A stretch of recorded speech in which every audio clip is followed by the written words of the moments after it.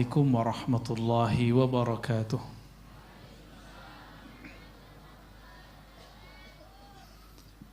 Alhamdulillahilladzi anzala ilaina alkitab. Asyhadu an la ilaha illallah wa asyhadu anna Muhammadan abduhu wa rasuluh. Allahumma salli wa sallim wa barik ala sayyidina Muhammad wa ala alihi wa ashabihi wa li baitihi wa zurriyatihi ajma'in. Amma ba'du. Allahumma akhrijna min zulumatil wahmi wal jahli ila al ma'rifati wal ilmi. Amin ya rabbal alamin. Puji syukur hadirat Allah. Laulahu ma wasaltu ila hadzal makanil mubarak. Ya. Kalau bukanlah karena Allah kita tidak bertemu, dan saya tidak mungkin menginjakan kaki di pesantren Abuya Dr. Busra Karim hafizahullah. Ini baru asli Abuya. Kalau ini Abuyanya masih junior. Dan semua itu tentu karena Allah itu maha transenden, laisa kamitslihi syai', la tudrikul absar wa huwa yudrikul absar. Maka rahmatnya ini Allah tajallikan, Allah nyatakan, manifestkan pada diri seorang yang mulia yang disebut akhlaknya azim, Sayyidina Muhammad sallallahu alaihi wasallam. Dahulu guru daripada ulama kita di Nusantara namanya Syekh Abdurrahman Al-Ahdal Al-Yamani, Sayyid Habib. Beliau guru dari Syekh Nawawi Al-Bantani, guru juga daripada Syekh Abdul Samad Al-Falembani, Syekh Arsyad Al-Banjari. Murid-murid beliau ini, murid-murid Sayyid Ahdal ini, itulah yang menjadi guru dari Syekhana Khalil. Itulah yang jadi guru daripada pendiri-pendiri bangsa ini, negeri ini, yang mempertahankan Ahlus Sunnah sebelum Indonesia berdiri. Ya. Kalau nggak ada mereka, kita nggak tahu kemana bersanad. Jadi kitab-kitab sekarang itu dari beliau.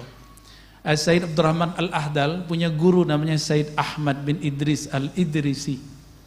Beliau dapat ijazah dari gurunya namanya Salawat Azimiyah. Silakan nanti dilihat. Itu mensyarah keaziman Rasulullah sallallahu alaihi wasallam, ya.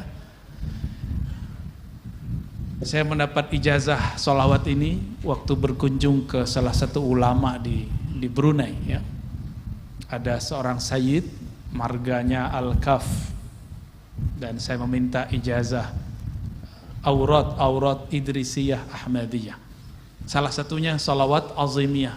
Itulah karena keaziman beliau, insya Allah meskipun diri kita ini kotor, kita nggak ada yang maksum, ya, kecuali nama dari murid Syekhana Khalil dilasem namanya Syekh Maksum. Namanya maksum, tapi hakikat zat beliau dan zat kita sama, tidak maksum, ya. Maka kita ini mahalul khata wa nisyan, bal mahalul isyan. Kita ini mahal kedurhakaan, ya. Enggak durhaka di mata, di telinga, enggak di telinga, di kolbu, enggak di kolbu, di lisan. Begitulah setiap hari, ya. Ja'alanallah minat tawwabin. Amin rabbal alamin. Perlu saya kasih tahu bahwa gelar Abuya itu bukan saya yang buat, Kiai, ya. Itu dikasih oleh guru saya juga. Ya, maka yang paling pantas tentu beliaulah yang dipanggil Abuya, ya. Kalau saya masih belum pantas. Namun di kampung saya di Sumatera Barat, Minangkabau, semua mu'alim dipanggil Buya tanpa A. Maka Abuya bukan kampung saya, itu dari guru yang lain, ya. Nah, terlepas dari gelar itu, para kiai, para nyai, para mahasantri yang pasti dimuliakan Allah bil ilmi wal amal, ya. Judulnya mengerikan sekali itu, ya. Urgensi kitab kuning, apalagi dalam berbangsa dan bernegara. Kalau bahasa saya, daur al-kutub al-arabiyah safra, gitu, ya, fi ta'amul bid-daulah barangkali, ya, wa sya'ab. Apakah santri-santri, para kiai ketika ngaji kitab lalu ketinggalan? Menurut saya sebaliknya.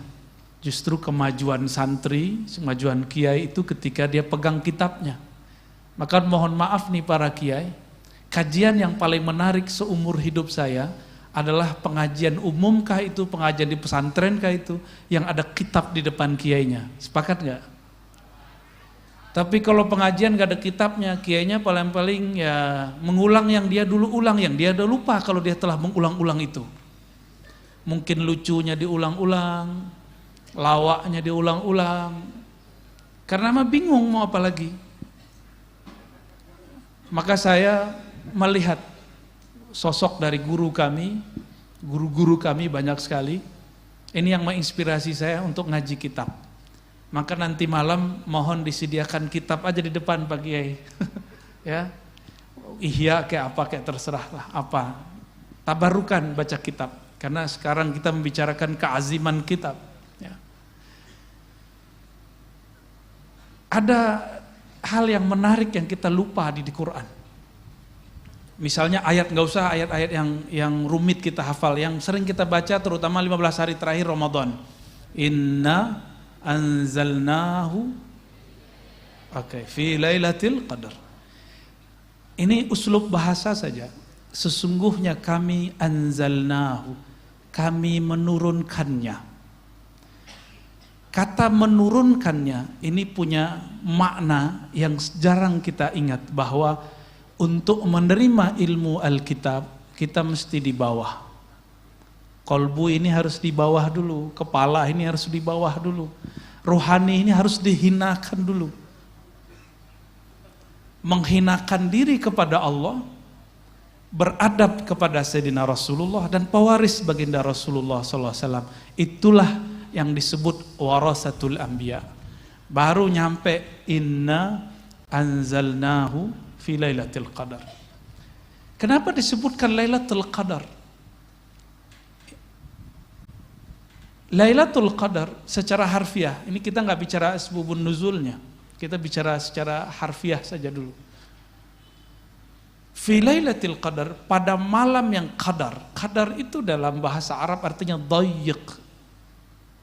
Contohnya ada ayat wa man qudira alaihi rizquhu. Apa artinya wa man qudira?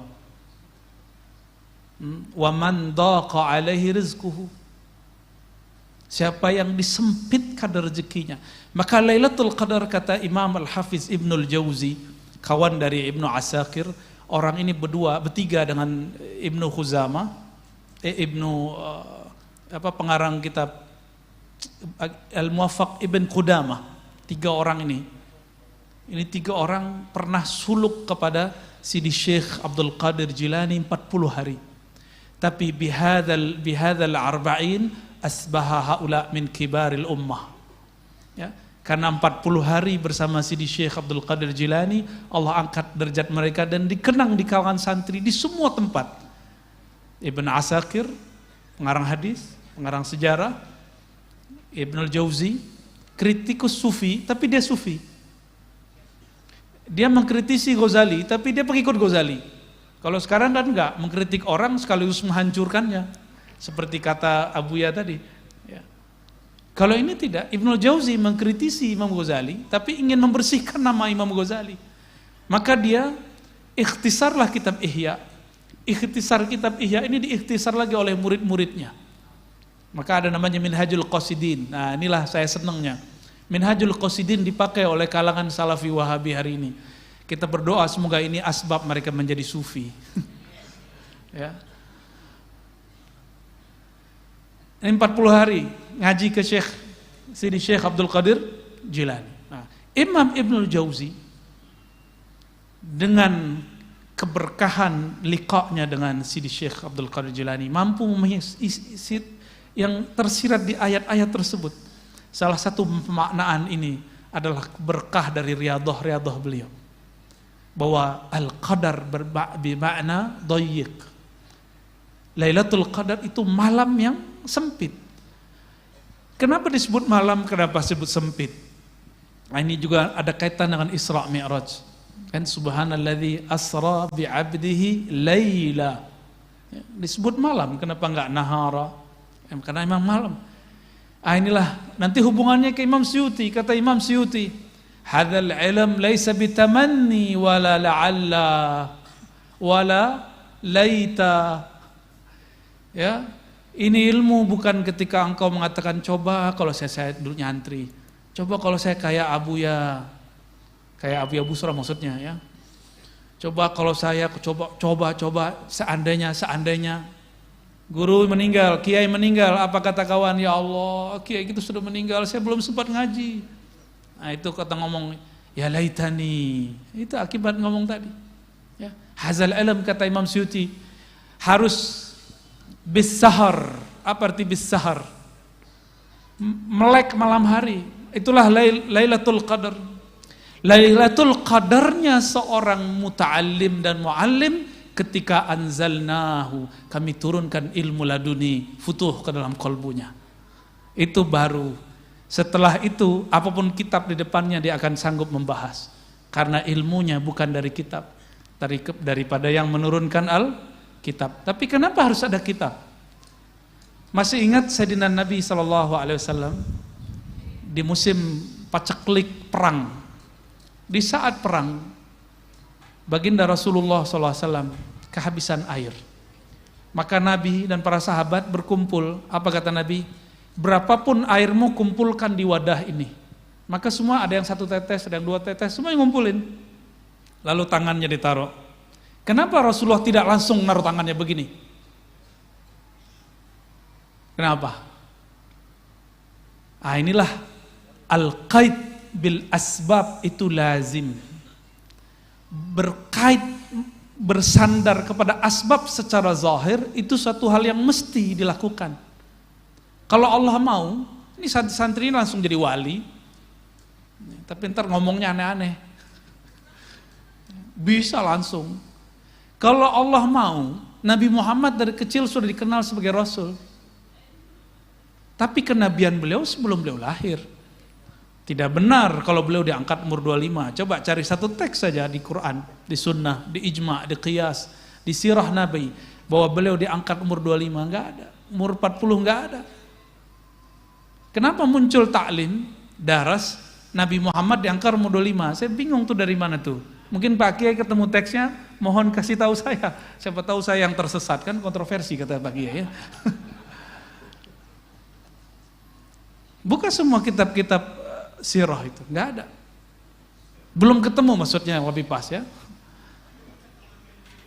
Yang paling jelas di Sahih, di Sunan Tirmizi, di Sunan Darimi, Al-Hakim.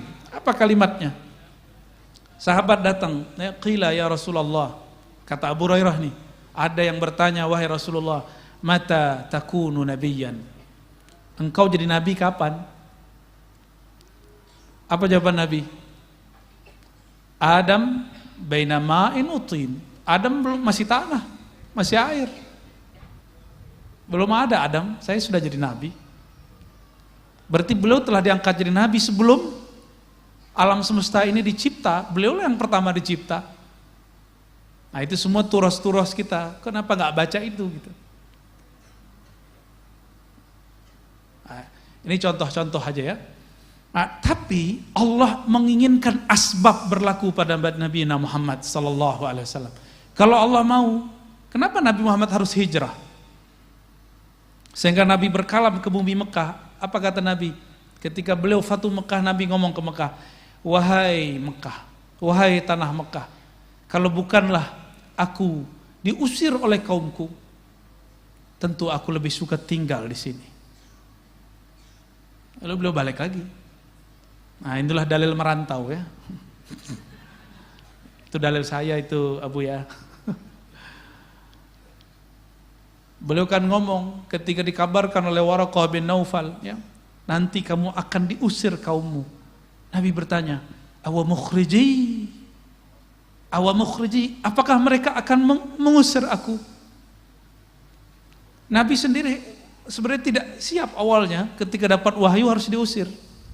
Kontroversi juga, lebih kontroversi dari Ar-Razi lah, nggak ada apa-apanya ya. Dan itu sudah sunnatullah. Tapi saya tidak pantas disamakan dengan beliau ya. Beliau azim sya'nuh. Ya. Nabi mesti ambil asbab. Ya, mesti ambil asbab. Nah, inilah kenapa jika di ungkapan Isyari namanya, tafsir Isyari, ada Lailatul Qadar. Ya, maka kullu lailatin Lailatul Qadri. Setiap malam itu ada Lailatul Qadarnya. Bagi siapa? Liman qama wa sahar. Bagi yang malam itu dia qiyam dan dia bergadang. Inilah amalan Imam Sufyan Ats-Tsauri, Abu Hanifah, Imam hatta Syafi'i, hatta Ahmad, ya. Hatta Al-Bukhari. Semuanya mengalami itu. Maka kita ini jauh, kita nggak mungkin sampai seperti mereka dulu. Wajar 4 mazhab yang kita pakai hari ini, terutama Syafi'i, tak tergantikan. Orang-orang kayak kita mau gantikan. Mau tidur handphone, bangun tidur handphone. Mau lawan Imam Syafi'i. Ya. Imam Syafi'i baca 1 ayat berhenti. Kalau kita lewat TikTok berhenti. Wah. Nggak berhenti-berhenti itu, karena dia TikTok ini memang sengaja diprogram pendek dan menarik. Setelah itu putar lagi sampingnya, putar lagi bawahnya, geser gitu. Begitu terus. Saya mau tanya, jawab di hati ya. Awal beli handphone, beli smartphone, gimana? Langsung bisa atau gaptek? Deso, sama semua kita. Awal beli handphone, smartphone, kita nggak terbiasa. Tapi setelah biasa, candu. Itulah hebatnya smart kolbu. Itulah kenapa ahli wirid, ahli zikir, ahli baca kitab malam hari, kecanduan ngolah itu, geser-geser itu di kolbunya. Geser-geser itu di kepalanya. Coba lihat chip yang ada memori di situ di handphone kecil sekali. Coba otak kita gede begini. Ini kalau dibuka gede nih. Kalau di komputer ada prosesor, masih gedean kepala ini. Sangat besar kepala ini. Cuma sayang kita tidak mengaktifkannya. Betul kalau dokter mengatakan tidur harus 8 jam sehari. Tapi itu nggak berlaku bagi imam yang 4. Coba imam yang 4 tuh nggak ada yang tidur 8 jam sehari, nggak ada. Abu Hanifah pernah digosipkan indah sama orang. Dia lagi jalan di gang, tahu-tahu ada orang ngumpul-ngumpul. Itu loh si Nu'man, nama kecilnya Nu'man. Si Nu'man, dia kalau malam hari, waktu saya bangun malam hari, dia masih sholat. Saya bangun lagi, dia sholat. Saya bangun lagi subuh, dia lebih duluan pergi ke masjid. Nu'man ini memang luar biasa. Sepertinya dia qiyamul lail tamaman kullah. Dia qiyamul lail setiap malam. Kullul lail. Dari awal malam sampai akhir malam dia enggak tidur. Padahal Abu Hanifah dia punya rahasia. Dia tidur dulu jam 12 baru bangun. Kalau kita dipuji begitu seneng ya. Ngamalin 50%, pujiannya 100%, seneng ya. Ilmunya 50%, viewernya 100%, suka ya. Kita menipu diri sendiri. Makanya kita suka di like orang, suka di view orang, ditonton orang. Kita menipu diri sendiri. Kalau mereka tahu kita siapa, mereka nggak akan suka nonton kita. Ya, benar nggak? Aib kita banyak sekali. Imam Abu Hanifah mendengar itu, jadi mereka bercerita. Telinga beliau dengar. Inilah hebatnya orang qiyamul lail. Telinganya kuat. Akhirnya beliau mengatakan, demi Allah, aku tidak mau dipuji dengan sesuatu yang aku tidak amalkan. Insya Allah, malam nanti, sa'aqumul lail kullah. Aku akan qiyamul lail sepenuhnya. Imam Abu Hanifah, mursyidnya sudah mati semua. Hamad bin Salamah sudah meninggal. Maka mursyidnya adalah alam. Siapapun yang berbicara tentang dia, pujiankah itu atau cacian, itu gurunya.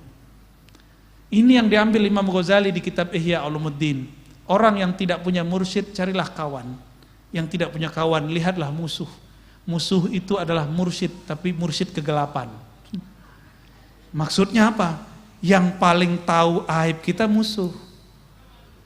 Jadi jika ingin memperbaiki diri, lihat komentar musuh terhadap kita. Hater namanya kalau di dunia netizen itu, Abu ya. Apa kata-kata si hater ini, si pembenci ini terhadap kita? Kita lihat, benarkah? Jangan marah. Gak usah buat video langsung balas, gak usah. Ya, tanggapin, balas lagi. Itu childish, anak kecil begitu. Abu Hanifah tidak balas, dia perbaiki dirinya. Imam Ghazali juga sama. Ketika ada orang memujinya, dia lihat, oh aku tidak pantas dipuji seperti itu. Maka itu seakan-akan dia mengatakan, yang mengizinkan orang itu memujiku siapa? Allah. Sebenarnya Allah sedang menyuruhku qiyamul lail setiap malam, sepenuh malam. Ketika ada orang mencaci maki dia, apa kata dia? Hamad bin Zaid yang mengatakan Imam Abu Hanifah ini mubtadi'. Oh, Abu Hanifah, imam besar, disebut ahli bid'ah. Ketika meninggal disebut najis. Najasatul ard. Ada di kitab-kitab semua, di kitab Ibnu Nu'aim, di kitab Zahabi, lengkap itu. Sekelas Abu Hanifah, qiyamul lail setiap malam. Kullul lail, ya, sepenuh malam. Itu dikatai najis oleh Imam Muhammad bin Zaid. Tapi beliau enggak marah. Saya enggak pernah mendapat satu riwayat Abu Hanifah menjawab kalam Muhammad bin Zaid. Nah, ini pelajaran besar buat kita. Kalau ada orang mengkontroversikan kita enggak perlu balas kontroversi itu. Ya, kita jawab dengan cara yang positif. Ya. Kita ngaji-ngaji aja, ya. Terutama kepada adinda para mahasantri, ya. Nih kiai-kiai kita ini nggak usah disuruh bawa handphone untuk ngerekam dirinya. Kalian kalau mau terkenal bikin dulu kiainya terkenal, ya. Jadi kalau ngajar minta izin, Pak Kiai, izin dong mau me-live kan. Tapi profesional dikit, pakai mic lah ya, modal dikit lah. Videonya ada, muridnya gerak-gerak, suaranya nggak jelas, ya sama aja bohong. Jangan biarkan kiai kita mau khutbah, dia ngerekam-rekam dirinya sendiri, kan memalukan. Khidmat, kalau mau khidmat begitu caranya. Kembali ke yang tadi. Jadi ini ngambil dari inna anzalnahu fi lailatul qadar. Maka kebangkitan spiritual dan intelektual itu tidak lepas dari malam. Ya. Saya dulu ngaji Ihya itu malam hari. Ngaji hikam dulu pernah malam hari. Sebelum ketemu kitab-kitab yang lain, ketemunya kitab Ihya, Hikam I'an-Tolibin. Jadi itu kitab pertama yang saya pelajari. Kayaknya terlalu cepet ya. Seharusnya kan kitab kecil dulu ya. Risalah Mu'awanah gitu ya. Al-Bidayah wan Nihayah, Bidayatul Hidayah. Seharusnya itu. Tapi guru saya maunya ngaji kitab yang berat. Maka kita kemudian ketika mulai remaja harus mencari asasnya lebih kuat supaya tidak melenceng dari apa yang kita sebut akidah Ahlussunnah wal Jamaah, ya. Jadi ini inna anzalnahu fi lailatul qadar. Allah menurunkan Al-Qur'an, menurunkan Alkitab, menurunkan ilmu jika kepada Rasulullah itu dari atas ke bawah. Rasulullah pun menjadikan dirinya di bawah. Maka kita harus merendah kepada pewaris-pewaris para nabi. Insya Allah ilmunya langsung masuk. Dan tidak banyak orang-orang yang memahami ini, sehingga memang banyak santri, tapi sedikit sekali yang jadi pewaris. Itu saya heran. Ini pesantren banyak sekali. Ini santri kita berapa di sini, Abu ya? 1000 ya? Yang mondok 1000, belum lagi yang lain. Tapi kenapa nggak semuanya jadi ulama? Nggak apa-apa, nggak usah khawatir ya. Ulama itu kan nggak mesti ngajar kitab toh. Seandainya nanti ada yang jadi engineer, tapi jiwanya jiwa ulama, itu juga bagus. Ya. Mau jadi polisi, kamu jadi tentara, kamu jadi presiden, mau jadi politisi, seperti Abuya kan pernah jadi politisi kan? Ya, dan berhasil lagi 2 periode Abuya ya. Itu tanda bahwa santri nggak melulu baca kitab, harus mengerti kita sebut map politik. Berpolitik kalau nggak ngaji kitab nggak akan beres, nggak akan beres. Saya mengambil bagian ini, yang bagian terakhir sebelum kita diskusi, ya. Yang tadi muqaddimah, yang ini muqaddimahnya muqaddimah. Ada satu kitab, mohon para kiai cari kitabnya dan PDF-nya sudah ada, Al-Ghiyathi, karya Imam Al-Juwaini, Syekhu A'immatina, guru dari imam-imam kita. Imam kita yang bernama Ghazali, Abu Hamid Al-Ghazali qaddasallahu sirrahu, futuh usul fiqh dan fiqihnya, mantiknya lewat Imam Al-Juwaini. Beliau ini, Al-Juwaini, bukan orang Arab murni.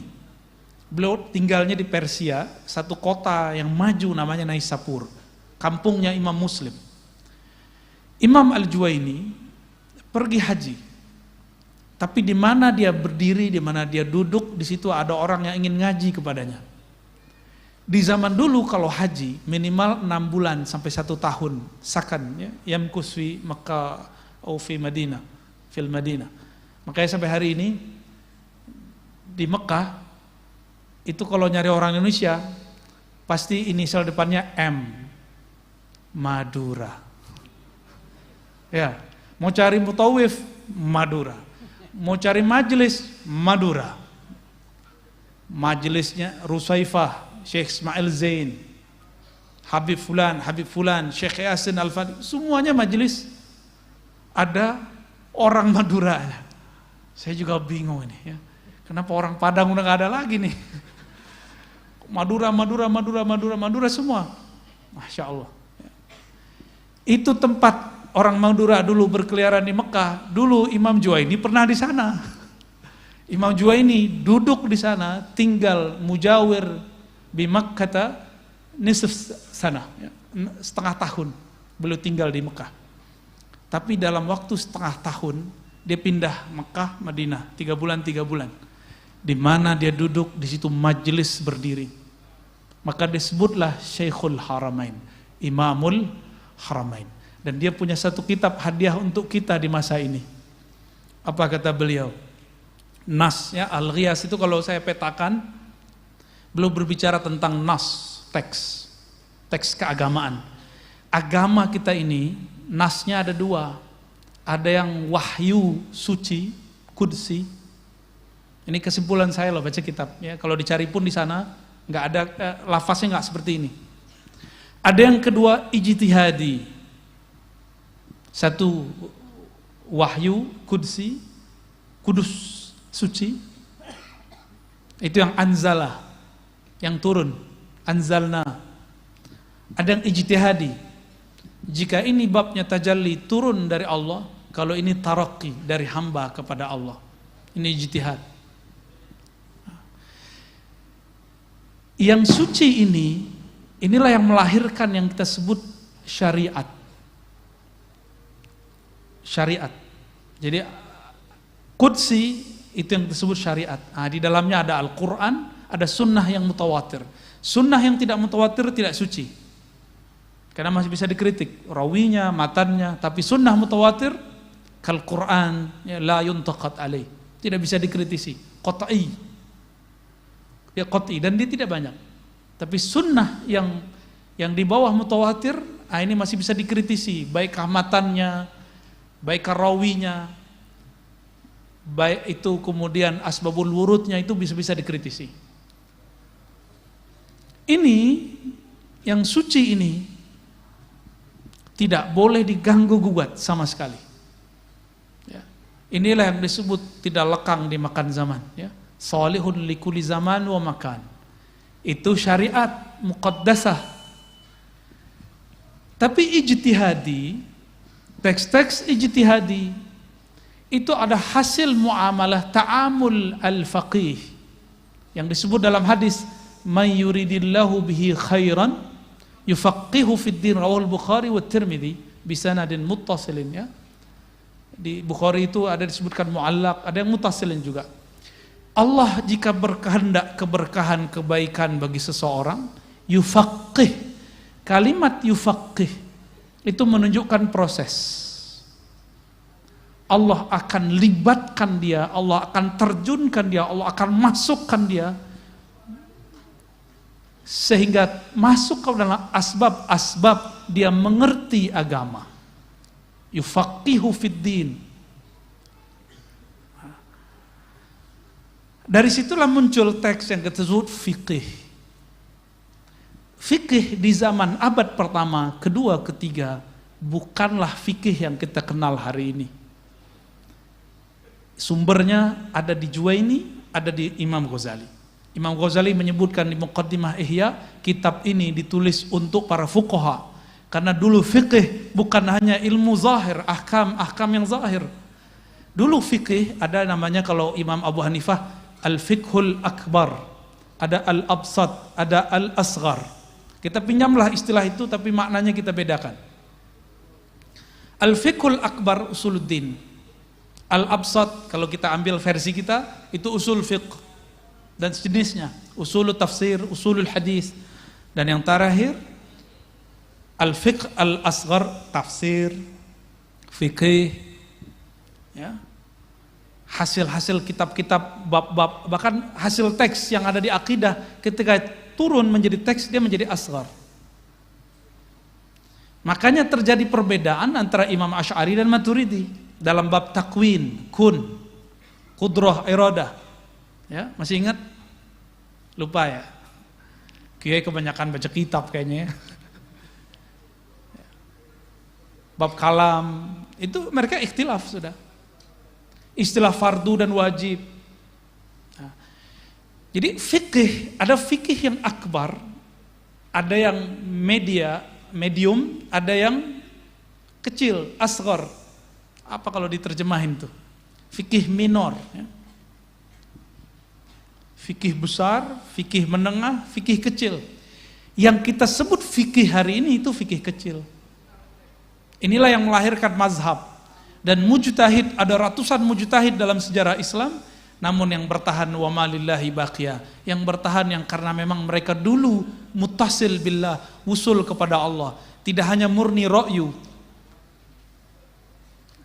Jadi kalaupun Abu Hanifah dituduh ra'yu, enggak. Sera'yu-ra'yunya Abu Hanifah masih ada unsur-unsur laduninya.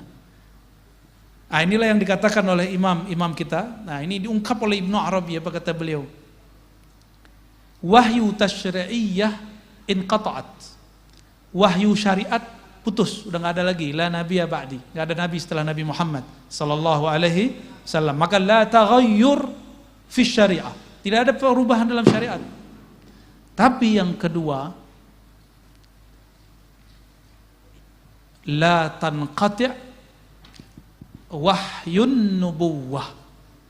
La yanqati' wahyun nubuwah. Ilham gitu kita artikan.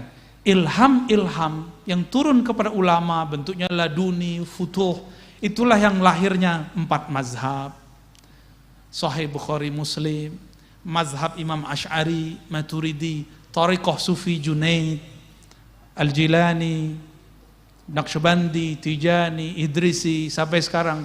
Siapa tahu nanti Abuya buat thariqat juga kan? Thariqat Busrawiyah, Karimiyah, ya kan? Boleh. Tinggal nanti dilihat wa ma lillahi baqiyah.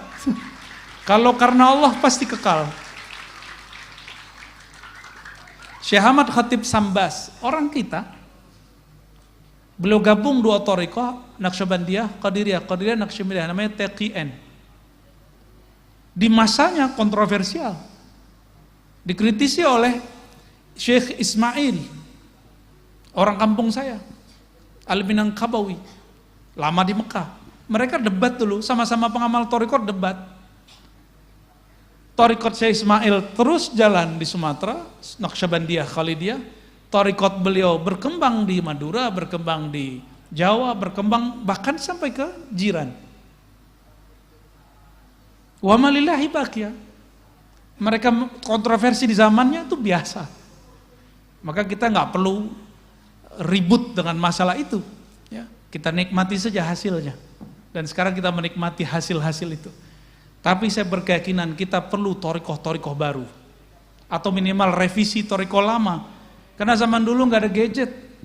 Dulu kiai itu pegangannya tasbih aja. Sekarang kan pegangan kiai Oppo, apalagi Samsung, Apple tapi nggak bisa dimakan. Pegangan kiai sudah lain hari ini. Anak-anak muda santri sama. Maka perlu ada tajdid dalam thariqah, tapi tidak ada tajdid fi syariah. Thariqah boleh berubah, tapi syariat tidak boleh berubah. Ini usul-usul yang usul pokok-pokok yang kemudian kita sepakati sebenarnya. Nah, karena ada orang-orang yang dapat ilham-ilham ini, inilah yang merubah negeri ini. Jadi hemat saya, perubahan itu bukan karena kecerdasan ini. Sejarah mencatat Sokrates kalau orang kita baca, Sokrates itu guru dari Aflatun, Plato, kakek guru dari Aristoteles, itu maha guru filsafat, mati bunuh diri, minum racun. Karena dia memikirkan kota kecil bernama Athena, bira'yihi. Dia nggak usul kepada Allah. Itu bunuh diri dia. Muridnya paham, Plato. Maka Plato ini termasuk yang sudah mulai sadar. Tapi dia menjadi kemudian seorang spiritualis. Maka filsafat dia dituduh sebagai sumber filsafat falsafi, sufi falsafi. Itu keliru, nggak benar. Ya. Muridnya muncul lagi Aristoteles, tetap gagal. Hanya berhasil di buku, tidak pernah berhasil di dunia nyata. Sampai datang Al-Farabi, tetap hanya nggak bisa nulis buku aja. Baru berhasil di tangan Imam Ghazali. Imam Ghazali lah yang kemudian menyempurnakan kekurangan mereka. Maka Ghazali membersamai Nizamul Mulk, Perdana Menteri di Baghdad. Ide-ide dia inilah yang kemudian menjadi siasah sunniyah, perpolitikan di kalangan ulama ahlus sunnah wal jamaah, praktis. Ini kan ejekan filosof di Prancis, ya. Apa kata mereka? Plato, Aristo ini buat konsep negara itu indah sekali. Nanti deh saya cerita ya. Itu apa kata peneliti ini, saya nggak usah sebut. Tapi sayang sekali, konsep itu hanya akan ada dalam ide dia, dalam pikiran dia dan khayalnya, tidak akan pernah ada di alam nyata. Lain dengan Nabi Muhammad, ya, nggak perlu berfilsafat, langsung wahyu. Kekuatan wahyu inilah yang membuat ada kebangkitan. Nah, ilmu wahyu, karena wahyu yang hakiki, yang nubuat tasyri'iyah sudah berhenti, tapi ilham belum berhenti, dan ilham itu masih diturunkan ulama dalam kitab. Kita bisa ambil langkah dari sana. Jika imam-imam terdahulu dapat ilham, mungkinkah imam sekarang dapat ilham? Mungkin nggak? Bukan anaknya namanya ilham, bukan. Atau bunyai dapat suami namanya ilham, bukan. Jika dulu ada Sidi Ahmad Tijani, Sidi Ahmad bin Idris al-Idrisi, rohaninya terasa bertemu Rasulullah, ulama sekarang mungkin nggak bertemu Rasulullah. Kenapa mungkin? Karena dia bukan nabi. Kita juga bukan nabi. Maka secara ilmu akidah, liqa'un nabi yaqzatan wa manaman, itu mungkin. Aklan, apalagi secara naklan. Ketika imam-imam ini mereka dapat isyarat, ada keberanian luar biasa di situ, sehingga mereka tidak mendengarkan kata-kata netizen. Yang didengerin istafti qalbak. Itulah kitab yang sebenarnya. Minta fatwalah ke dalam kalbumu. Disitulah turun ilmu-ilmu yang sebenarnya. Tapi asbabnya mesti ada ngaji kitab, supaya nanti bukan halu, bukan was-was syaitani. Ya. Jadi kenapa kita mesti membaca kitab-kitab kuning, Bapak Ibu, para kiai, para bunyai, para mahasantri? Karena Allah menitipkan rahasia-rahasia ilmunya di dada ulama, dan ulama menerjemahkannya di dalam kitab. Nah, inilah panduan masa lalu, sekarang, masa depan. insya Allah akan terjadi perubahan terus. Dan bagian yang paling inti yang perlu kita ketahui, wahyu kudusi tidak boleh dikritik, tidak boleh berubah. Tapi wahyu ilhami, saya hindari kata wahyu, cukup kita sebut ilham. Ilham, fatwa, ijtihad, mahallun naqad, itu boleh dikritisi. Justru disitulah kita kemudian bertemu taqaddumul ummah wa tamaddun, ya, kemajuan umat, insya Allah. Barangkali itu yang dapat saya sampaikan. Wallahu a'lam bissawab. Baik, demikian pemaparan sangat luar biasa dari Buya Ar-Rasyid tentang bagaimana kitab kuning. Ada satu catatan menarik, ada satu bagian yang saya catat dari kalam beliau adalah bahwa berpolitik tanpa kitab kuning itu tidak akan pernah beres. Ini politik, apalagi jika kaitkan dengan beragama. Berpolitik saja tidak akan pernah beres, apalagi kalau kita beragama tidak pakai dasar kitab kuning. Maka semakin kacau. Dan hari ini kita jumpai banyak hal tentang itu, ya, banyak tokoh-tokoh agama di YouTube muncul dengan pengetahuan yang pas-pasan, tapi viewernya banyak, ya, tapi pada akhirnya yang ngomongnya sembarawut, menafsirkan Al-Quran sembarangan. Maka urgensi kitab kuning itu bagaimana kita beragama sesuai dengan pola-pola manhaj yang memang dikembangkan oleh Rasulullah, sahabat, ulama, sampai hari ini kita dari guru-guru kita. Para hadirin sekalian, untuk melengkapi halaqah kita pada kesempatan hari ini, kita akan buka sampai jam 4:30. Dialog, saya berikan kesempatan 2 termin. Kalau tidak cukup 2 termin, ya cukup 1 termin nanti, karena beliau akan sowan ke Kiai Taifur Ali Wafa. Dari ujung selatan 1, dari tengah 1, dari bagian Bunyai 1. 1 Kiai Ersyad. Yang di belakang saya tidak tahu namanya. Nanti kemudian dari Ibu Nyai. Ibu Nyai tidak ada, ya? Saya wakilkan kepada Kiai Musi, ya, Kiai Musi, Buya Musi ini. Baik, demikian saya persilahkan kepada yang pertama Kiai Kamalil Irsyad. Menakdirkan saya jadi orang alim, tapi anak saya 2 ada di Ma'had Ali. Jadi perempuan lagi, sambil dipasarkan maksudnya.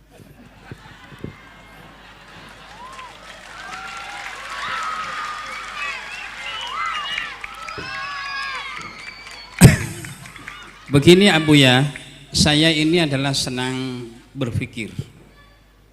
Oleh Allah ditakdirkan senang berpikir. Saya tidak mengkritik Allah atau tidak mengkritik Tuhan. Dalam konteks pemahaman umat terhadap agamanya, Allah itu merangsang afala yatadabbarunal Qur'an am ala qulubin aqfaluha. Allah lebih senang memakai kata-kata tadabbur. Nanti saya minta penjelasan. Yang paling inti sebetulnya seperti tidak sinkron, tapi bukan mengkritik Tuhan. Fas'alu ahla dzikri in kuntum la ta'lamun. Kenapa Allah kok tidak menyampaikan atau berfirman fas'alu ahlal fikri in kuntum la ta'lamun? Linir, kalau in kuntum la ta'lamun adalah linir dengan tafakkur. Tapi kenapa Allah menyebut fas'alu ahla dzikri? Jadi endingnya seperti berbeda dengan in kuntum la ta'lamun pada konteks keilmuan. Pada sisi yang lain Allah juga sangat memprioritaskan innama yakhshallah min ibadihil ulama. Saya kadang-kadang bingung. Allah meranking adalah orang yang takut kepada Allah adalah ulama.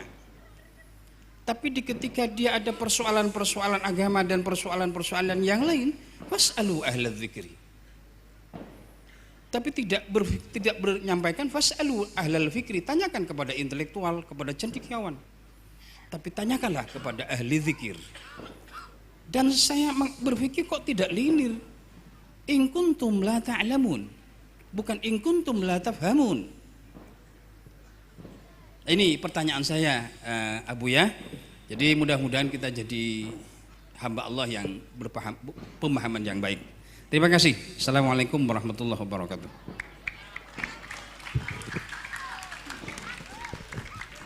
Ya, langsung penanya kedua, Kiai Musi.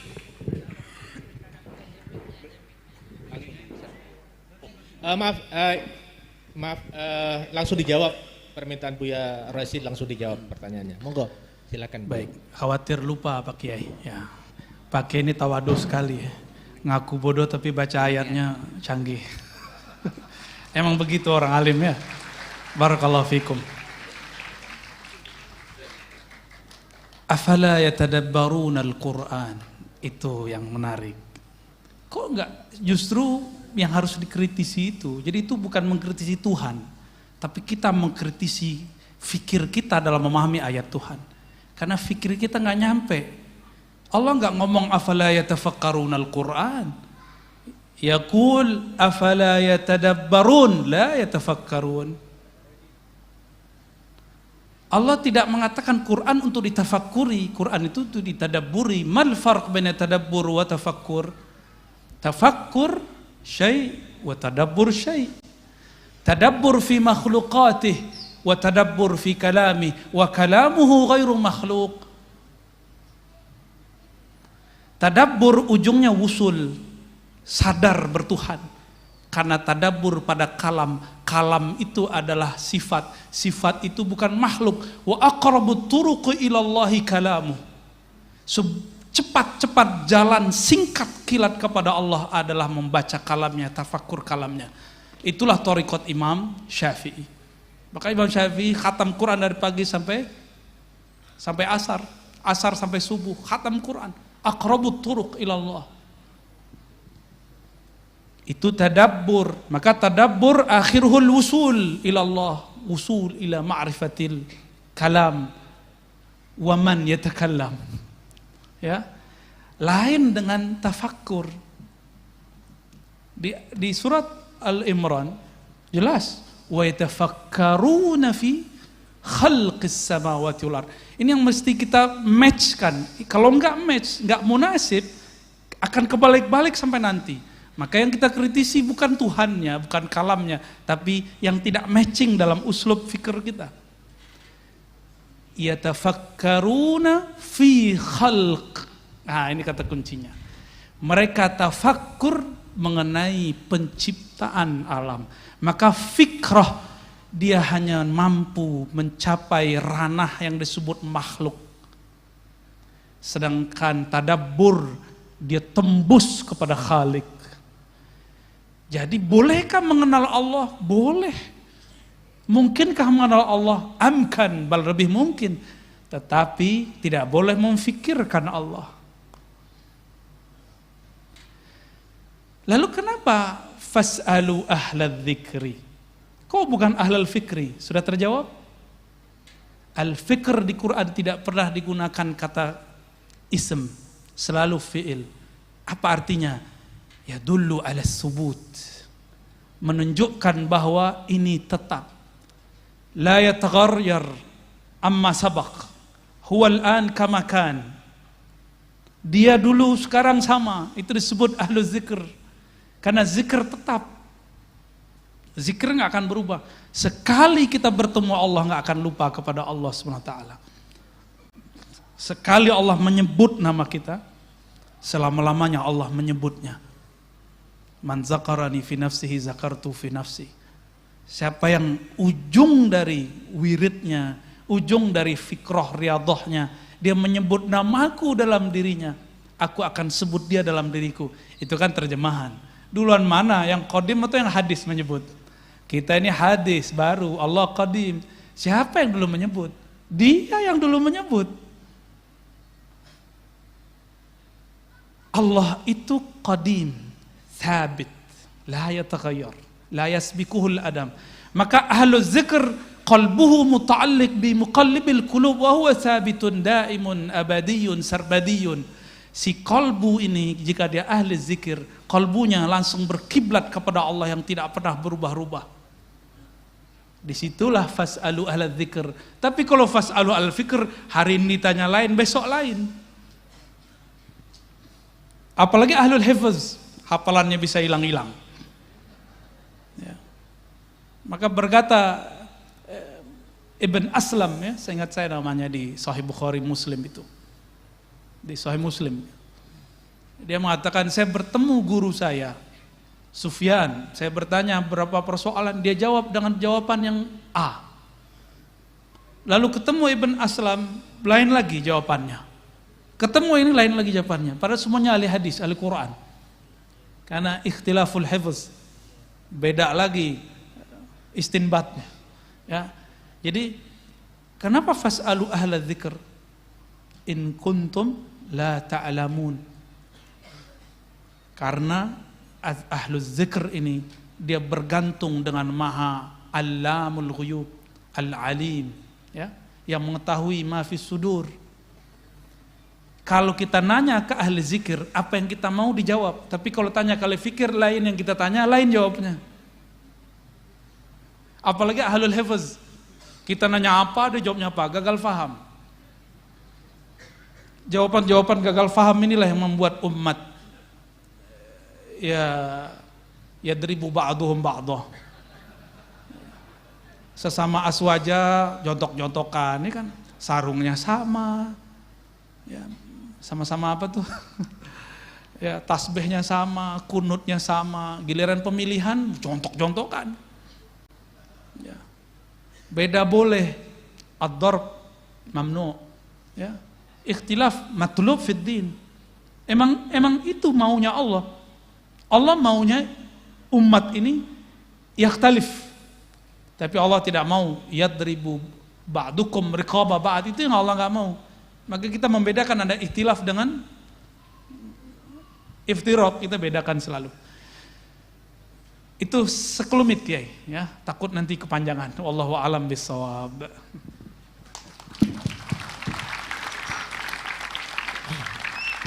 Halo. Baik, kemudian penanjara selanjutnya Kiai Musi.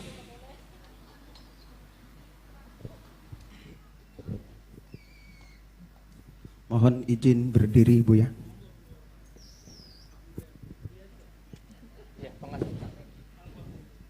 Assalamualaikum warahmatullahi wabarakatuh.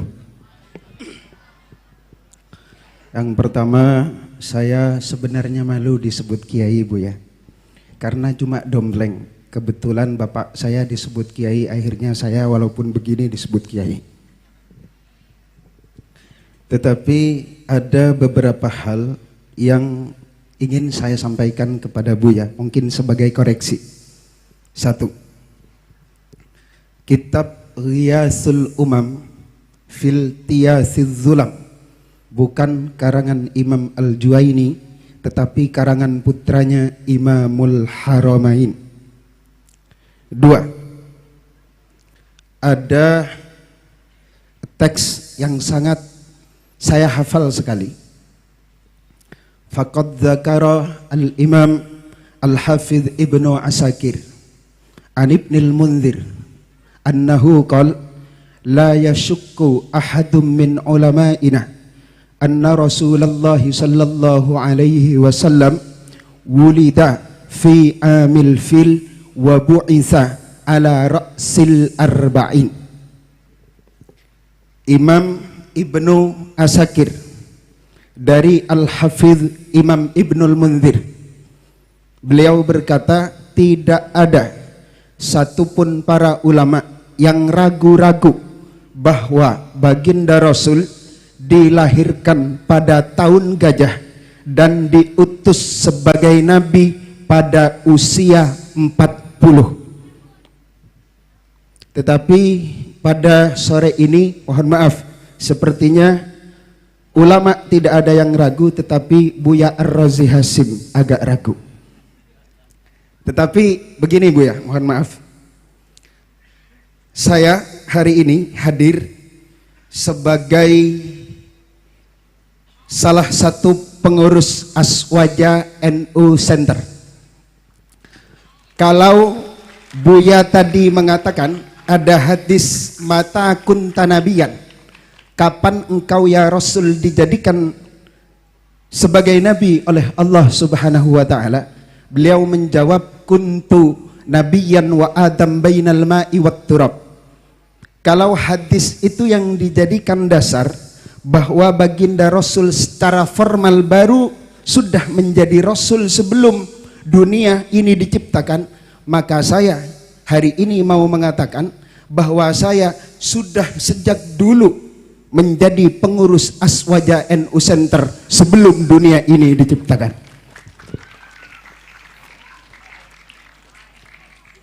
Kemudian yang keempat,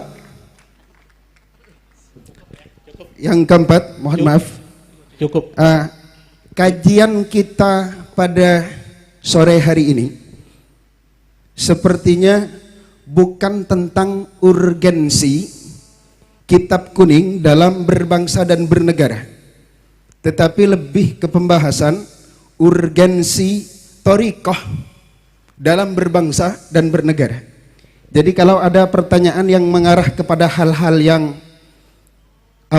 tentang bagaimana kiprah kalau kita memahami kitab kuning dalam berbangsa dan bernegara, tolong jawaban tentang hal itu lebih dijabarkan lebih luas lagi Ya, oleh Buya Ar-Razi Hasyim. Cukup. Terima kasih.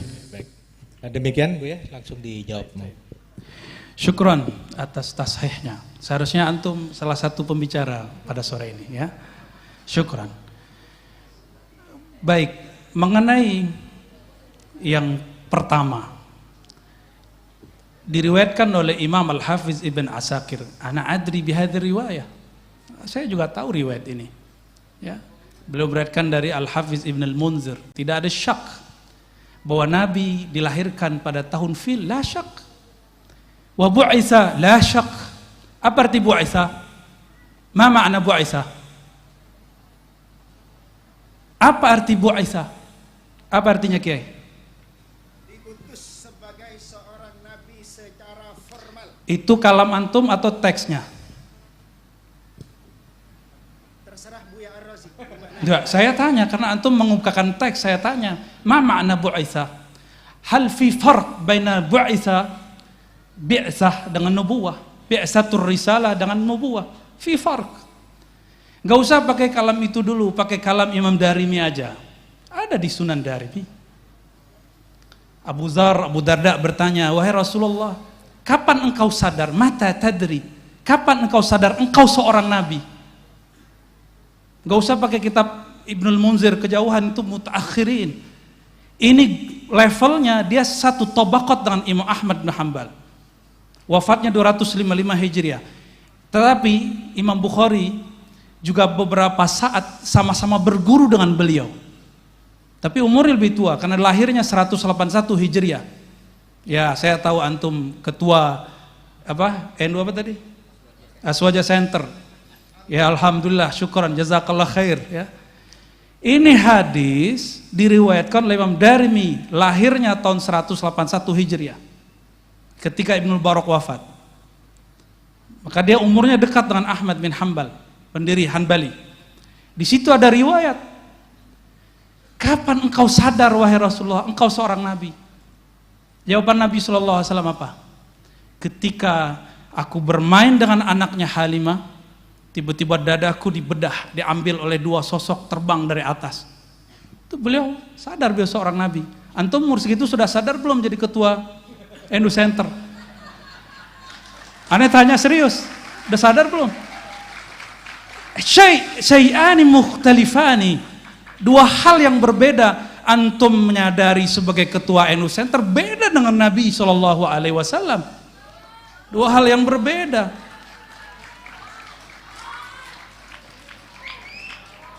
Ada, apakah kalam Ibnul Munzir yukhalifun Nabi SAW? Bisakah kalam Ibnul Munzir mengalahkan kalam Nabi? Mata tadri annaka nabiyyun. Kapan engkau tahu engkau seorang Nabi SAW? Gak bisa. Maka kalam itu bukan Ibnul Munzir yang salah. Anta mukhti fi fahmi ma'na al-bi'tsah. Kita berbicara bab nubuwah, la bi'tsah ya akhi. Ya, kita nggak ngomong tentang bi'tsah. Bi'tsah muttafaq annahu bu'isa fil arba'in. Ini aneh sengaja bil Arabian dijawab, biar yang lain nggak paham juga yang lain. Ya, bainana, mahabbah baini wa bainak. Baik, halas. Apa lagi?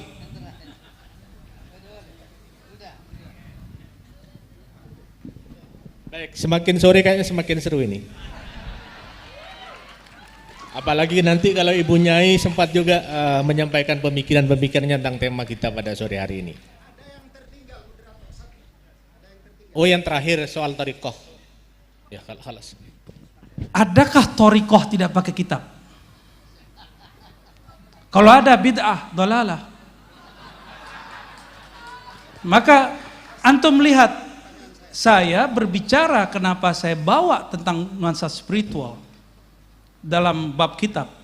Karena saya menemukan justru kebangkitan rohani spiritual saya ada di dalam kitab. Mungkin kita beda pandangan, gak masalah. Dan saya melihat orang-orang yang membackup negeri ini, salah satunya orang yang baca kitab dan dia seorang mursyid thariqah. Dulu presiden yang lama juga sama, sebelum presiden ini. Kalau dia lagi ada masalah, dikumpulkan mursyid-mursyid kiai-kiai ke istana. Zikiran la ilaha illallah. Ada. Mereka cuma mengamalkan satu hadis qudsi, la ilaha illallahu hisni.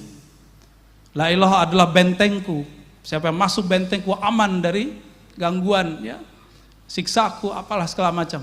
Itu dipakai, maka aman waktu memerintah. Sekarang dibongkar-bongkar lagi. Paham maksudnya ya? Adakah thariqah terlepas dari sosok seorang kiai? Adakah thariqah terlepas dari sosok kitab kuning, dari ilmu-ilmu yang ada di kitab kuning? Enggak ada. Saya yakin, hakul yakin, antum pasti belajar sejarah.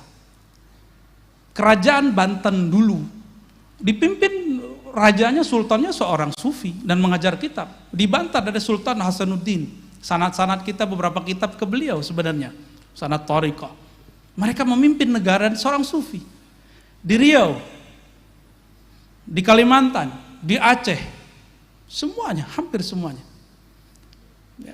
Bahkan thariqah Sanusiyah, thariqah Naqsyabandiyah, ya, bahkan di Maghrib itu apa aja ada thariqah, Tijani, Siddiqiyah Ghumariyah, Jazuliyah, Masya Allah. Dan raja-rajanya ngaji kitab, dipandu oleh kitab. Ya. Kenapa saya nggak banyak berbicara bab politik bernegara? Ya itu lebih paham beliau lah, itu bagian ranah beliau. Takut lebih salah lagi saya kalau ngomong. Maka saya menghindar-hindari bab itu dari tadi. Ya, barangkali itu Kiai ya. Baik. Baik, saya kira cukup ya Kiai Musi. Nanti berlanjut di diskusinya di warung kopi saja nanti. Baik, ini memang menarik. Saya sering diskusi dengan beliau, Kiai Abuya. Saya punya forum kajian tafsir Al-Quran bersama beliau yang setiap bulan. Jadi memang diskusinya memang sangat luar biasa. Ada dirasa naqdiyah, ada dirasa tahliliyah juga. Baik, saya persilahkan yang ini yang silakan yang itu sudah kadung Kiai Abdul Hadi ini, tapi bukan Buya ini. Masih kiai sih levelnya. Assalamualaikum warahmatullahi wabarakatuh. Kalau yang tadi itu kiai beneran, kalau ini santrinya, santrinya Buya. Saya mengikuti channelnya Buya Rosi lebih 2 tahun. Alhamdulillah sejak corona jadi aktif mengikuti dengan nuansa kontroversinya. Tadi pemandu belum menjelaskan, Buya ini sudah menikah setahu saya di YouTube ya. Jadi tadi kalau ada yang menawarkan Mbak Kiai masih ada 2 putrinya, tidak tahu kalau mau menambah. Terus ini supaya nggak serius, yang 2 tadi sangat serius Buya. Saya ini sekarang yang tidak serius, Yang pertama yang saya tidak serius, saya mengharapkan Buya itu ngajar melalui channelnya, ya mungkin punya channel sendiri. Walaupun yang saya tahu di YouTube-nya itu beraneka ragam di masjid-masjid atau di majelis-majelis yang diadakan oleh artis-artis, sehingga kita bisa mengikutinya. Itu satu. Yang kedua, ini selama saya ngikuti pengajian-pengajian Buya di YouTube, ada satu hal yang sampai sekarang mengganjal dalam diri saya. Bagaimana menyatukan akal, hati untuk satu arah. Dalam pengertian satu arah bisa menjadi hamba yang soleh di hadapan Allah. Kadang-kadang bertentangan antara yang ada di akal dengan yang ada di hati. Yang kedua, ini Buya terkait dengan penjelasan-penjelasan soal ilahiyah. Kadang-kadang akal sangat terbatas memahami soal ketuhanan. Tapi hati tidak terbatas. Walaupun tadi Buya menjelaskan sudah membatasi, cukup tafakkaru fi khalqillah wala tafakkaru fi dzatillah. Nah, tapi dalam penjelasan Buya itu banyak menjelaskan tentang Allah yang bersemayam dalam diri atau jiwa, tidak tahu apa itu di akal atau di hati. Saya yang nggak bisa, mungkin bisa dijelaskan oleh Buya. Terakhir terkait dengan Kiai Haji Abuya Bushro Karim, tadi Buya meminta untuk bisa mendirikan torikoh. Saya setuju itu. Torikoh siasa. Ini tambahan informasi ke Buya. Beliau ini ketua DPRD 2 periode, bupati 2 periode, ketua partai nggak ketemu periodenya. Artinya kalau dalam soal torikoh siasa cukuplah beliau politisi yang soleh, dan insya Allah yang hadir di sini ini banyak santri beliau dalam soal politik. Dalam soal kitab saya juga sering mengikuti channelnya walaupun sering putus-putus. Seperti kata Buya tadi, mungkin pengelolanya masih perlu belajar IT lagi ya. Kalau yang Buya tidak langsung live enak terus karena memang dikelola oleh pengelola yang profesional. Itu Buya, saya pikir tadi perdebatan-perdebatan yang muncul jangan menyebabkan bahwa perbedaan yang ada antara kita dan kehadiran Buya di sini membuat Buya kapok untuk hadir di Sumeneb khususnya dan di Madura. Kita semua walaupun tidak nyantri langsung kepada Buya, tapi kita nyantri melalui online. Terima kasih. Wallahul muwaffiq ila aqwamit thoriq. Wassalamualaikum warahmatullahi wabarakatuh. Assalamualaikum warahmatullahi wabarakatuh. Tidak ada perbedaan ya kalau semuanya disikapi secara dalam konteks munazarah. Saya kira tidak ada perbedaan. Semuanya sama dalam konteks melengkapi pengayaan khazanah kita tentang keislaman. Yang kedua tadi bahwa moderator memang tidak disuguhi kurikulum vitae. Jadi tidak sempat memperkenalkan beliau karena saya melihat bahwa al-ma'ruf la yu'arraf. Jadi orang yang sudah terkenal tidak perlu diperkenalkan lagi. Karena yang qabilu al-mu'athira itu hanya nakiratun. Sementara Buya sudah makrifat di mana-mana di channel YouTube-nya. Alhamdulillah kali ini kita datangkan langsung beliau dan sempat mengaji kepada beliau. Baik, pertanyaan soal akal dan hati Buya. Jadi hubungannya seperti apa? Kemudian suluk ilahiyah dan thariqah Kiai Bushro ini. Silakan. Ya, thariqah al-Bushrawiyah. Ya. Baik, Bapak Ibu, para kiai, para bocah mahasantri. Tadi ada yang terbakar kayaknya. Santai aja. Allahumma shalli ala Sayyidina Muhammad ya. Jidal munazarah bahsul masail itu masa lalu. Makanya saya menghindari biasanya jidal-jidal. Ya. Mohon maaf Kiai ya. Saya menghindari sekali karena kalau dipancing takutnya masuk. Sayanya masuk nggak bisa keluar. Ya, itu pesan dari guru saya. Ya. Tapi kalau ada yang bertanya dan ada yang mau mubahasa, saya terima. Ya. Tapi saya nggak akan datang kalau diundang debat. Tapi kalau mau datang, tafadhal. Ana maftuh. Ana maftuhu ra'yan, aqlan wa qalban, insyaallah. Ya, nggak ada masalah. Kita memang perlu, mungkin ada kalam saya yang tidak pas didengar.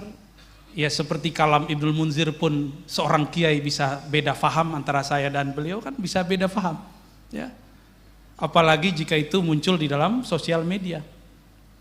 Itu sangat mungkin ya. Makanya saya kemudian berinisiatif dari dulu kalau kajian kita pakai kitab. Jadi ketika mau bahasa kita kitab dengan kitab. Tapi setahu saya sepanjang ini berdebat dan melihat sejarah perdebatan, orang berdebat kalah tidak terima, menang pun tidak ada rasa apa-apa. Dua-duanya kalah di sisi Allah. Karena dua-duanya sama hatinya keras. Satu hati keras merasa menang, merasa benar. Satu hati keras karena merasa malu. Itu kenapa Allah mengharamkan jidal. Yang boleh itu tas'al, ya, yang tidak menyebabkan isa'ah fil qulub, qaswah fil qulub, ya. Syukran tadi masukannya dari Pak siapa tadi? Ustaz Abdul Hadi, ya. Insya Allah nanti kita buat channel sendiri. Insya Allah nanti, ya. Insya Allah. Mungkin cari waktu yang kosong dulu lah kita. Ya. Bagaimana cara menyamakan, mepaskan antara kolbu dan akal? Sebenarnya akal kolbu itu tidak perlu dipisah-pisahkan seperti gambaran pikiran kita. Di Quran, coba perhatikan.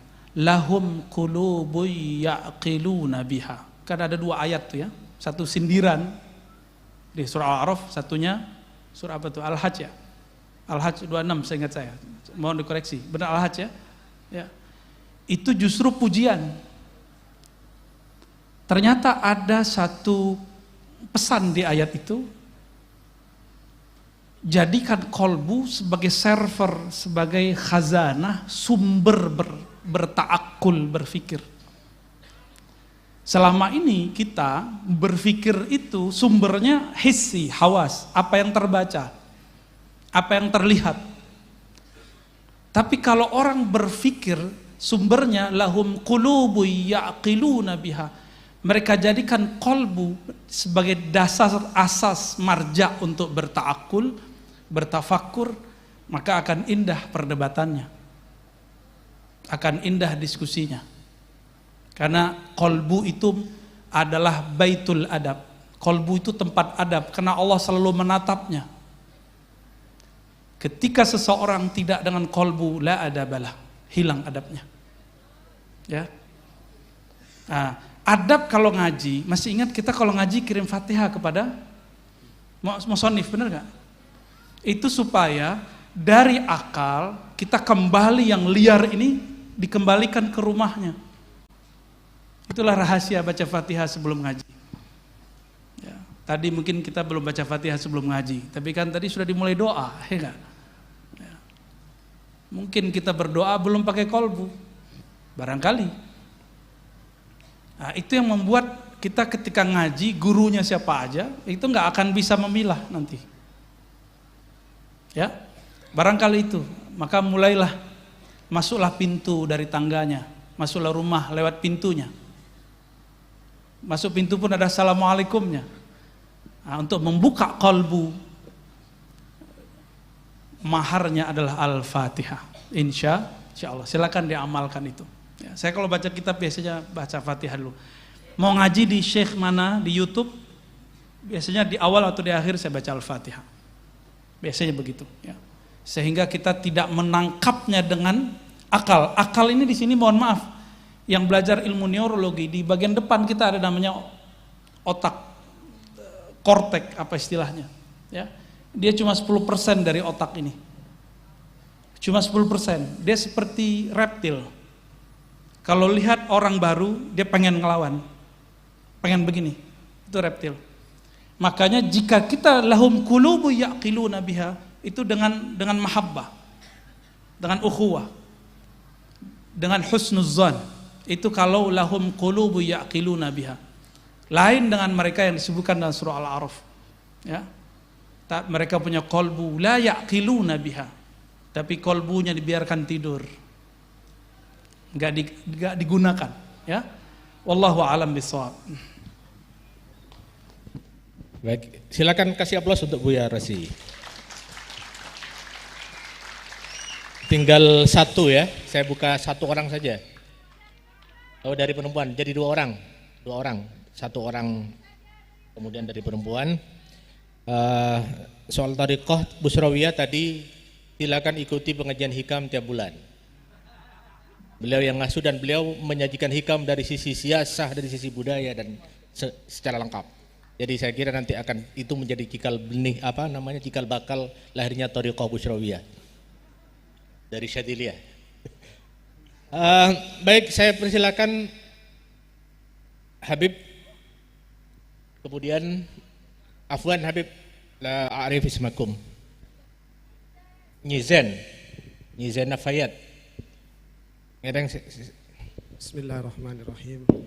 Buya Ar-Razi, teringat ada hadits qudsi Allah Subhanahu wa taala berfirman kepada Nabi Allah Musa, "Idza ra'aita 'abdi yukthiru dzikri fa ana adzintu lahu fi dzalik wa ana uhibbu." Kira-kira Buya, bagaimana caranya supaya Allah Subhanahu wa taala selalu mengizinkan kita untuk mendekatkan diri kepadanya sehingga kita bisa dicintai olehnya. Sedangkan untuk bangun malam kadang susah. Itu Buya. Yang kedua, saya yakin orang-orang seperti Buya ini termasuk orang yang diizinkan oleh Allah untuk memberikan tausiah, untuk ingat kepada Allah. Berarti Buya termasuk adzintu lahu. Dan saya berharap berdirinya saya di tempat ini, karena ini saya selalu diingat dengan Buya, ada seorang Habib yang bertanya di Sumeneb kepada Buya. Karena saya yakin pandangan Allah saat ini tertuju kepada Buya. Sehingga di saat Allah Ta'ala memandang hati Buya, ada nama saya di hati Buya, sehingga saya juga dipandang oleh Allah Subhanahu wa Ta'ala. Terima kasih. Assalamualaikum. Langsung apa? Ya, silakan Nyizen yang terakhir. Karena saya belum terkenal, saya kenalkan diri dulu. Saya Zainab Ali Hisham Ali Wafa. Kebetulan saya tidak sekolah Buya. Saya hanya sekolah formal di MINU dan saya tidak pernah mondok. Jadi saya ingin bertanya barusan tentang apa yang Buya katakan terakhir, yaitu tentang mahabbah. Guru saya pernah mengajarkan, pernah berkata ad-din al-hubbu. Dan suami saya mengatakan ad-din at-taklif. Sedangkan kakak saya mengatakan ad-din al-aqlu. Karena la dina liman la aqlalah. Kembali kepada mahabbah, saya ingin bertanya bagaimana tentang ad-din al-hubbu menurut pendapat Buya sebagai ahli thariqah. Demikian, assalamualaikum warahmatullahi wabarakatuh.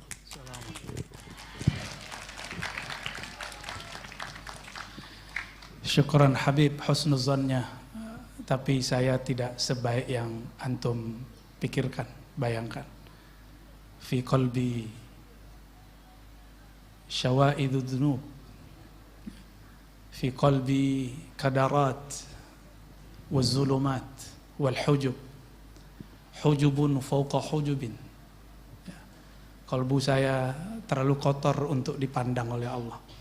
Tapi rahmat Allah lebih luas dari kalbu saya, kalbu kita semua.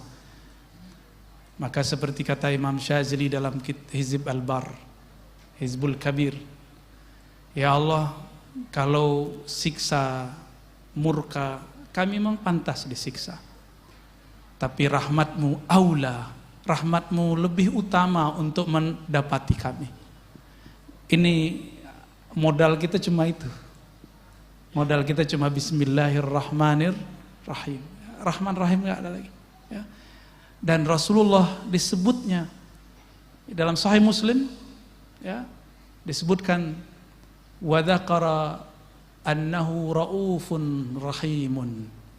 Ya, itu perkataan sahabat Ibn Mut'im yang apa katanya, Rasulullah itu disebut oleh Allah di dalam Al-Quran rauf rahim. Dan kita sudah dengar sering setiap kali maulid, wa ma arsalnaka illa rahmatan lil alamin. Maka yang kita lakukan, yang saya lakukan setiap hari hanyalah bersolawat. Solawat. Karena solawat itu semoga dengan sholawat ini Allah mengizinkan nama kita ada dalam daftar syafaat Rasulullah sallallahu alaihi wasallam. Yang dipandang Allah kan cuma qalbu Rasul. Jika di dalam kolbunya ada nama kita yang bersalawat, kita nastahiqu bi syafaatihi insyaallah. Ya. Tentu orang-orang yang tidak mau sholawat bukan berarti dia nggak mau sholawat, dia mungkin belum ada waktu aja. Ya. Husnuzon juga kita mau orang. Taib. Insya Allah saya husnuzon kepada siapapun yang hadir bahwa ini adalah hamba-hamba Allah yang saleh, yang di kolbunya ada tasdik, dan semoga kita termasuk yang disebut ikhwan, yang disebut karena hadis Imam Nasai. Ikhwani, ya, ada di kitab juga ya, semuanya ada di kitab. Taib, Bu Nyai, siapa tadi? Zainab. Saya juga tidak pernah nyantri sebelum kuliah, tapi dulu waktu masih MTSN dan MAN, saya nyantri kalong. Pulang jam 2 itu udah biasa. Nyantri kalong ke mana-mana karena ada kemunduran pesantren di kampung kami di zaman saya masih muda remaja. Sekarang masih muda juga sih. Dulu ada ratusan ma'had di tempat kami mati suri. Maka saya iri dengan orang-orang Madura. Setiap pojok, setiap gang ada pesantren. Ya, bahkan dalam satu gang ada lebih dari satu pesantren. Kok bisa ya? Pulaunya nggak sebesar Sumatera, tapi pesantrennya sangat ramai luar biasa. Barakallahu fikum. Ya. Itu sebabnya ketika Allah izinkan saya membaca kitab-kitab kuning, kitab-kitab tidak berharokat, saya nggak mau lepasin waktu kuliah. Itu alasannya. Jadi saya baru mampu baca kitab itu kelas 1 MAN. Baru mampu baca kitab. Didoakan seorang mursyid namanya Syekh Hasan Basri, yang saya dulu ngaji kitab hikam dengan beliau. Tapi waktu beliau ngajar kitab, saya belum bisa baca. Cuma tahu halamannya. Kalau halaman kan kita juga tahu kan, ya, angka-angka. Didoakan beliau meninggal. Gak lama setelah itu, saya kayak mengerti aja baca kitab, heran juga. Dalam waktu cuma pendek 3 bulan, ya, barokah al-madad minasadah, ya. Jadi nggak bisa Ustaz, torikoh laduni pisah dari kitab, nggak bisa. Semuanya dari kitab, ya. Kita berbicara dengan apa yang kita rasakan. Ini yang saya rasakan, ya. Dalam saya, kenapa kemudian muncul nasionalisme dalam diri saya, muncul hubbul watan dalam kolbu saya, itu karena hasil baca kitab, ya. Lalu apalagi tadi pertanyaannya? Ya, ada ungkapan, ini ingat, ini bukan hadis. La aqla liman la dinalah, itu bukan hadis. Tapi itu ungkapan ulama. Sama dengan awaluddin ma'rifatullah, itu bukan hadis. Itu kalam ulama. Ya. Tidaklah ada agama bagi orang tidak ada akal. Maka ad-din aqlun. Tapi ingat, ini athar falsafah. Ini pengaruh falsafah dalam beragama. Lalu bagaimana dengan ad-din taklif? Agama itu beban, tugas. Ini atharul fuqaha, pengaruh ahli fikih. Lalu ad-din al-hub, ini pengaruh dari ahlul ihsan. Jadi lengkap sudah. Ini bukan untuk dibenturkan, tapi ini 3 jalan yang harus 3 rukun yang mesti digabung. Fama huwa ad-din? Ad-din salasah. Al-aqlu wat-taklifu wal-hubbu. Itulah Islam, iman, ihsan. Dan semuanya ada di kitab. Ya. Jadi hub itu cinta. Kalau agama hanya diartikan, Ustadz boleh nggak ini, Kiai boleh nggak ini, Abuya apa hukumnya ini? Itu taklif. Seakan-akan beragama itu beban. Tapi ini harus diketahui, karena ini wajib syar'i. Fardu ain kah itu, fardu kifayah kah itu. Tapi kalau sudah orang masuk ke bab mahabbah, yang tadi dikira itu taklif jadi nggak taklif. Ini sebagai contoh, suami istri menghidangkan nasi, makan buat suami, kalau itu nggak ada rasa cinta, beban nggak? Minta gaji ibu-ibu, Sanggup nggak Kiai gaji ibu? Nggak sanggup kita ngaji istri-istri kita, nggak sanggup. Babysitter berapa gajinya? Orang yang masak berapa gajinya? Belum lagi urusan-urusan yang lain yang kita nggak boleh ceritakan. Gak bisa digaji itu. Laulal hub, kalau bukan karena cinta, nggak mungkin, nggak mungkin itu. Atas dasar itulah dalam surat Ali Imran, Kul in kuntum tuhibbunallah. Agama itu dibangun dari jika benarkah engkau cinta kepada Allah, fattabi'uni, maka ikuti aku. Jika kepada Allah cinta, maka ikut Nabi mesti cinta. Ini yang dibahas oleh ayah dari guru saya, Syekh Taufik Al-Buti, menulis kitab ayahnya Muhammad Sa'ir Ramadan Al-Buti, Fiqhus Sirah. Di bagian pembahasan tertentu beliau mengkritisi Syekh Albani. Syekh Albani ini mengatakan ittiba' Nabi cukup zahirnya. Ittiba'nya ittiba' terhadap amaliyahnya, bukan ittiba' hub, bukan ittiba' tabi'i. Itulah sebabnya Albani mengharamkan, menganggap syirik tabarruk. Tabarruk, tahu tabarruk ya? Ada asar Nabi peninggalan Rasulullah lalu kita kita bekas kiai apa kita ambil. Itu bagi Albani itu bid'ah. Ya. Kita setiap kali mahal qiyam kita berdiri, benar nggak? Itu kan tafaulan dengan hadirnya Nabi di kota Madinah. Meskipun negeri kita ini nggak sama dengan Madinah, semoga Allah madinahkan negeri kita, gitu maksudnya. Bagi dia itu syirik atau minimal bid'ah. Syekh Saleh Fauzan yang kitabnya sekarang dipakai di beberapa kitab pesantren-pesantren modern mengatakan bahwa Maulid Nabi itu bid'ah. Gawat gitu. Sekarang dipakai di pesantren. Semoga pesantren ini terjaga dari kitab-kitab tersebut. Masih ada NU Center ya. NU Center yang jaga ya. Jangan sampai ini kitab-kitab takfiri, tabdi'i ini berkembang di pesantren kita Ahlus Sunnah wal Jamaah. Monggo Kiai menjadi panglimanya di situ. Ya. Cukup ya. Jadi ad-din salasah. Al-aqlu wal amalu ya taklif, dan ketiga ini puncaknya al-hubbu. Itulah al-mar'u ma'aman ahabba. Seseorang akan wusul bersama dengan yang dia cintai. Semoga Allah berikan kita cinta itu. Amin ya rabbal alamin. Baik, terima kasih Buya Ar-Razi Hasim. Kita kasih aplaus yang meriah untuk beliau. Baik, demikian kita harus akhiri halaqah ilmiah pada kesempatan kali ini. Kita sudah banyak mendapatkan pencerahan dari beliau. Intinya saya menyampaikan bahwa semua harus berdasarkan kitab kuning. Kita mau mengkaji agama, ya harus pakai kitab kuning. Tidak bisa pakai Google apalagi browsing internet. Tidak bisa. Jadi semuanya harus kembali kepada kitab kuning.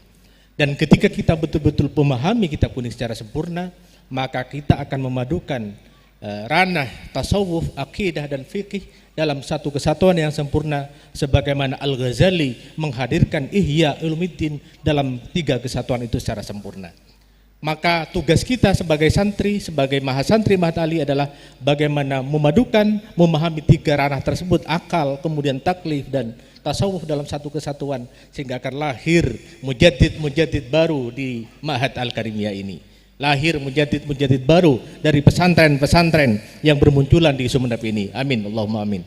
Demikian, mudah-mudahan kita mendapatkan ilmu yang nafi' barokah dari beliau, sehingga menjadi pegangan kita hidup di dini wa dunia wal akhirah. Saya sebagai pemandu halaqah pada kesempatan ini mohon maaf apabila banyak dijumpai hal-hal yang tidak sesuai dengan harapan. Oh, nanti malam dimohon hadir ngaji Ihya. Bawa Ihya tentang mujizat ya. Silakan bawa kitab, karena ngaji tanpa kitab itu tidak sah. Ngaji tanpa kitab itu levelnya mustami, bukan muta'alim. Jilid 4 ya. Silakan bawa yang punya kitab Ihya jilid 4 bab mujizat. Karena kita ingin semuanya menjadi muta'alim, bukan mustami. Levelnya beda. Kalau yang tidak punya Ihya, silakan pinjam dulu ke tetangganya. Atau fotokopi. PDF ya. PDF tidak apa-apa. Kata beliau PDF tidak apa-apa, tapi menurut saya kurang sah, kurang afdal. Karena dauhnya Syekh Habib Abdul Qadir Ba'abud Karaksan itu, beliau bilang ketika sebuah kitab itu dipelajari dan dibacai Al-Fatihah sebelumnya, maka musannif hadal kitab hadirun fina. Jadi kalau PDF nggak hadir kayaknya. Jadi jangan mengharapkan kehadiran Al-Ghazali dengan kitab hanya PDF, apalagi Syamilah. Jadi tolong dibawa yang punya kitab ya. Saya kebetulan punya soalnya. Baik, demikian, mohon maaf kita akhiri. Sampai ketemu nanti malam, kita ngaji yang serius tentang Al-Ghazali. Mohon maaf. Wallahul muwaffiq ila aqwamit thoriq. Wassalamualaikum warahmatullahi wabarakatuh.